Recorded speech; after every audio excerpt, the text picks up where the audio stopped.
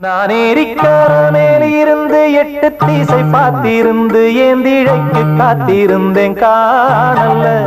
மணி 7 8 ஆற பின்னும் ஊரடங்கி போன பின்னும் சோறு தண்ணி வேணும்னு தோணல்ல என் தெம்மாங்கு பாட்ட கேட்டு தெங்காத்து ஓடி வந்து சூடாக போக வேணும் அக்கறையில நான் உண்டான ஆசைகளை உள்ளார பூட்டி வச்சு பொத்தேல வாடுறேனே இக்கரையில.